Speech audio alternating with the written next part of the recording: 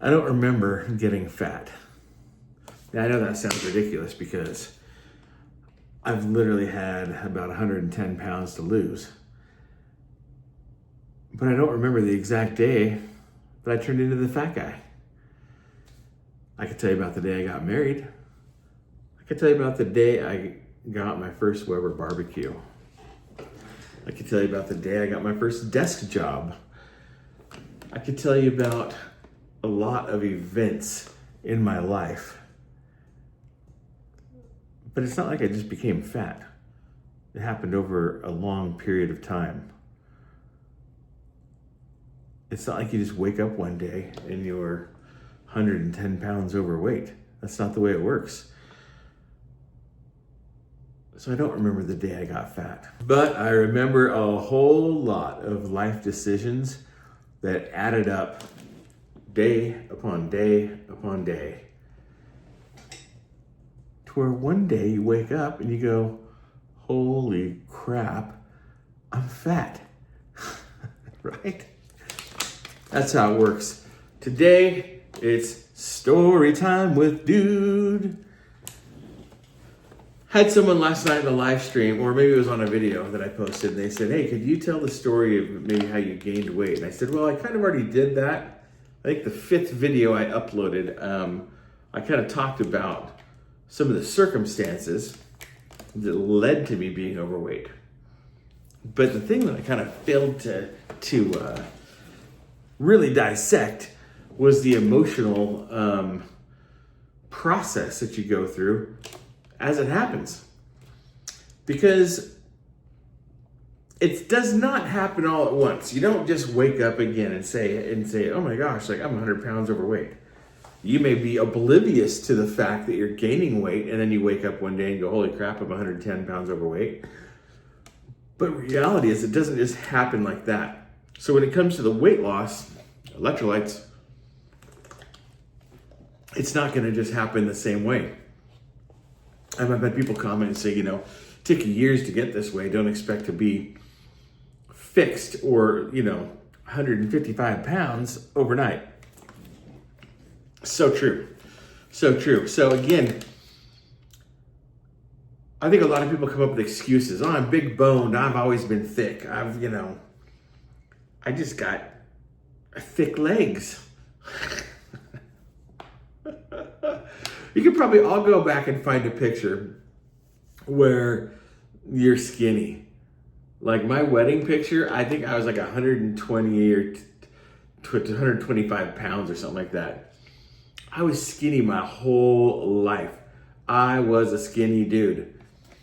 If you would have told me back in like 1994 or 1996 even, hey, someday you're gonna get on the scale and the scale is gonna say, get off me, lard ass. You're 289 pounds. I would have been like, no way. Look at me. I can't gain a pound if I tried, right? And I'm not trying to say like, oh, back in high school. Yeah, back in high school, I was even skinnier. I was definitely 120. Maybe by the time I was married, I may have been 129. Maximum 129. I mean, I was skinny. I remember working out. I remember playing water polo, swim team, those kind of sports. Snowboarded, skateboarded, all that kind of stuff. Man, I couldn't get muscular if I wanted to. And then I do remember I got married and, got my first Weber barbecue. It was an old kettle. And I started just cooking all the time. And I was making such good smoked meat. And I said this in the other video, the meat wasn't the problem. I started cooking all the side dishes and just eating. And then it was a combination of the eating and actually, it's not even so much what I was eating. That's when I started overeating. Because see, before I was married, I remember working a retail job. I was on my feet all day long. I'd go take a lunch break. I'd go down, I remember right in the little strip mall where I worked, there was a Carl's Jr. I'd go down there and I'd pig out on food on Carl's Jr. But I was still skinny because I was on my feet all day long. Then I'd go out with all my buddies. We'd go down to the river and go skimboarding after work. And so you're getting exercise, you're running, you're doing stuff. Just stayed skinny, right? But as soon as I got married, started overeating. The food I was making such good food. It's like I couldn't stop. It was so good, right? And then and then life changes a little bit. You're not meeting up with your buddies every day after work. You're going home. You're married. You have a couple years later, we had our first kid, and all of a sudden it's like, now I got stress because now I'm stressed about money. I'm stressed about I got a wife and a baby. I'm still trying to grow up myself. I'm still, I'm in my early 20s. We got married pretty young, we did. And so we were learning and growing as we were growing up, and it was stressful. So I think I started to overeat based on emotions, anxiety. I would find comfort in food. I found comfort in snacking. Ice cream, chips and dip. Those are probably my two biggest nemesis. It was never so much candy. I was always a salty snack kind of person. I mean, I could devour a candy bar, don't get me wrong, but that really wasn't it. And I grew up, I kind of told this story before, I grew up watching my brother-in-laws just always drinking soda and barbecuing, and I kind of wanted to emulate that, so I don't remember when I had my first Pepsi or Coke, you know what I mean? Well, no, I actually do. I remember I was in fourth grade. Two things happened in fourth grade. I learned how to swear like a sailor, and I started drinking soda. I was in this summer recreation program. We'd go down to the elementary school, and they had like camp counselors or something there, and a bunch of kids were there, and you did arts and crafts and played games, and it was like a big babysitting club for elementary school kids while parents worked, I guess, At the end of the summer, there was always a camp. I remember there's some stories from the camps. But I remember every day we would, after recreation was over, we would walk over to the AM/PM. It was about 2 blocks away. The AM/PM. And man, we were getting 44 ounces, and we were just down in soda, and that's where it started. Then my brother-in-laws always had a soda in their hand, so I always had a soda in my hand. So, I don't know when it became an actual habit and addiction and a problem, but man, I just remember always, that was my thing. I always had a drink in my hand. And I think as I grew up, as I got married, as we had kids, I had 5 kids. So imagine, I went and started going gray in my 30s. It's your fault, kids. No. But I still have this full head of hair, so I'm happy. I think anxiety, comfort, the habit we used to celebrate all the time, so-and-so graduated, we're going out to dinner afterwards, or, even from early age on, Johnny got his Eagle Scouts, so let's go get some cake and ice cream, whatever, right? You may have had something similar with your family and parents and things like that. So it was always a celebration with food. I was the youngest of 5 kids in my own family, my parents' family. So I was the youngest. So as they kind of grew up, I had 4 sisters. As they grew up and got married, whatever, Sunday night dinner became a thing, And I remember my sisters would come over, Sunday night dinner. My dad always barbecued some chicken. I don't ever remember him making steak. Probably was a money thing. We always had barbecued chicken and like a baked potato or rice or something like that, And it was just there was always food was the celebration. And I don't blame any of that for my choices or my mistakes, but I think that became, that's what I observed, right, as a child and growing up. And so that's what I adopted.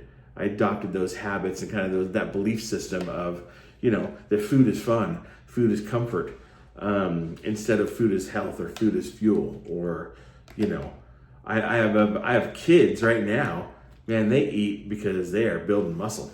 And they just want to build muscle. And they eat. They're conscious about that when they eat. When I was in my 20s, it wasn't. I was eating for joy and comfort, right? So, but it didn't just happen. You put on 5 pounds, you lose 5. Put on 10, I lose 5 more. I put on 15, I lose 10. It wasn't until I actually got serious. There was a moment. I've told this story before. Maybe I'll share it again in another story time. But there was a moment I was stuck up on the delicate arch. Felt like I was having a heart attack. I mean, I was just ridiculously out of shape.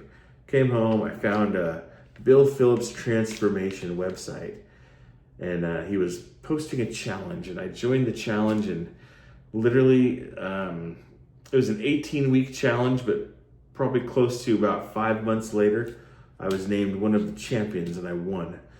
And the story is not about that transformation. I look good. I went from like 219 or 217, something like that, down to 152. No, 162. It was 52-pound weight loss in 18 weeks. I looked really good. I still had a little bit of layer of fat, but the six-pack was starting to show through. Like what it proved to me was that I could do it. It proved to me that I could kind of set a goal, start something, and then finish it. My problem was I set a deadline, and I said, okay, it's over. I won. And you know what happened next, right? Here comes the yo-yo. I started going back slowly into old habits. Kept it off for quite a while, but I started gaining 5 here, a little bit there, lose a couple, going back up. Every time I gained weight, what happens? You gain back more, right? I remember I did a round of keto, and I did really, really good for 8 months. I lost 80 pounds. I went from like 240 something down to like, or maybe it was like close to 260 down to like 180. And I stopped. So I already know what a lot of you on the channel here are already saying. Maintenance is the hardest part. Losing the weight just requires discipline and consistency. You can lose the weight, but you have to change the mindset to say, this is the last time I'm losing weight. And that is to the point where I think I am now. You know, winning the little challenge was great, but there's a whole lot of other story there that at the end of the day, the whole experience wasn't that healthy for me. And then I gained it all back plus some, then I lost some, then I gained it back even more, and then I lost some more. And then, you know, bring me up to the current day, you know, when I diagnosed type 2 diabetes at 289 pounds. And just sitting there going, 289, 100 pounds is 189. According to every health calculator on the internet. A guy my size, between 5'8" and 5'9", 50-something years old, now I'm 54, but you know, something years old, at 289 pounds, I should be like 155, like 152. You can go do the math. Go look at it yourself. And I know a lot of people who make excuses go, well, I'm big boned, I've always been thick, so I can never get to that far. Oh, I wouldn't even want to be that skinny. No, I got down to 162 before, and I was thinking, I'm still a little bit fat. Like, I need to lose some more weight. Now, there is some point when it hits body composition, you go, okay, I'm 160. I'm still a little bit chunky, but man, if I could be 10% body fat, I'd probably look freaking great. But I might be 170, might be 175. Hey, I don't really care where I end up weight-wise. Eventually, it'll become about body composition. But the story here is, it didn't happen overnight. And there are things that I did, but the overeating part started, I think, with life-changing. Getting married. Being married for 32 years is not easy. It's not easy. It's beautiful. It's amazing. I love my wife, but it's not easy, right? Having 5 children has been the biggest miracle in my life. Love them all dearly. Not easy. Not easy. And every time I keep thinking, it's going to get easier. No, they're adults now. It's not easier. I still stress over them every day. Work. Everyone's got a job, right? I like what I do. I like the people that I work with. It's not easy. I deal with a lot of garbage every single day. And what happens, I think, is you start making these excuses, right?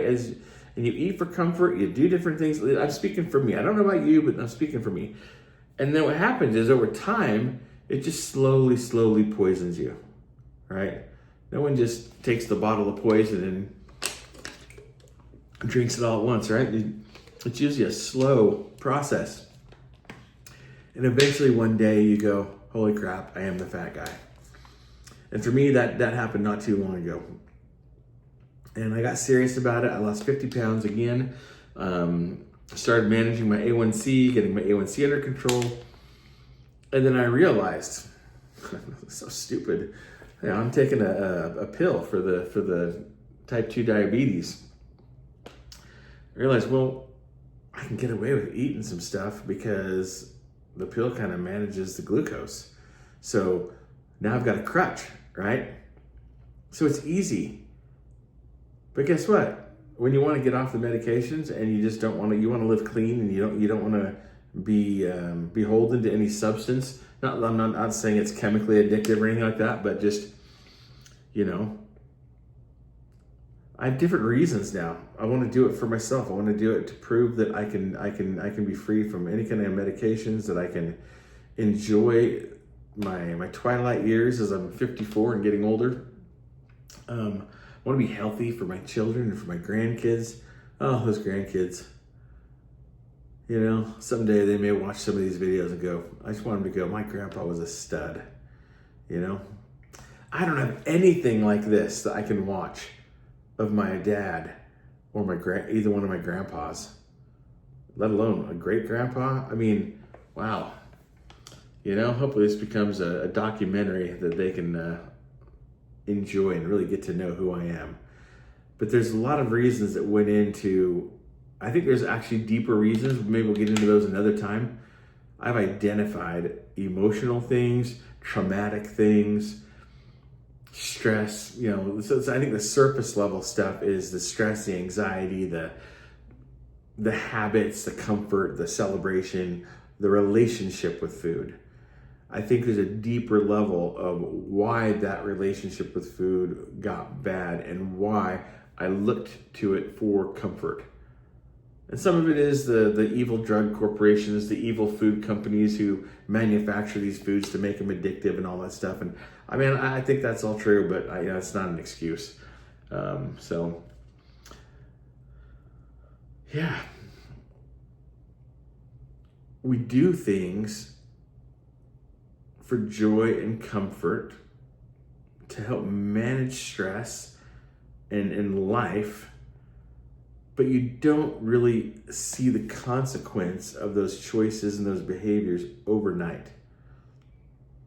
But over time and distance, they magnify, and you wake up one day and you go, holy crap, what did I do to myself? And that's the epiphany that I had. And that's why I'm here. That's why I'm documenting it. I'm filming it daily so that I can say, hey, enough. Show up, be accountable. It still isn't easy. I got plenty of days where I fail.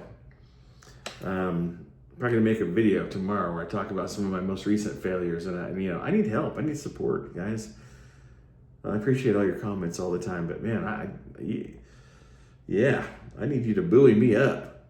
We gotta get to the next level here. So next goal is breaking 200 pounds, so I gotta get there. Anyway, there's a reason why everything happens. So that is the conclusion. That's the story. It doesn't happen overnight. It happens by degrees. And that's why I'm here. I'm going to keep documenting. I'm going to keep going. I'm going to keep doing my workouts. I'm going to keep eating healthy. Not every day is perfect, but I'm going to keep trying. And I'm going to keep progressing. And next week I'm going to start weigh-ins again. Haven't done that in a couple weeks, but I'm going to start Monday weigh-ins again and talk more about progress or setbacks. So I already know next Monday's going to suck. So anyway, we're still going to do the live stream Wednesday nights, and I want to try and come up with a little bit of more of a structure so you kind of know what to expect. So yeah, that's the story. that's the story. And I think before I talked about, in my past video, I talked about how.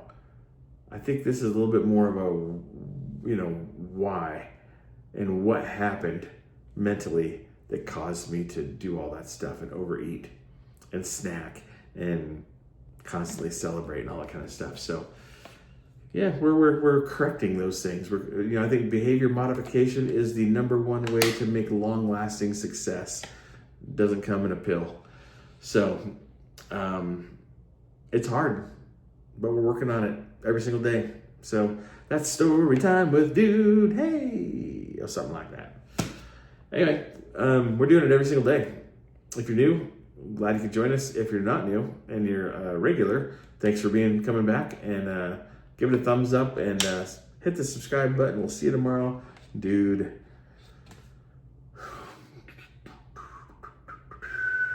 Out.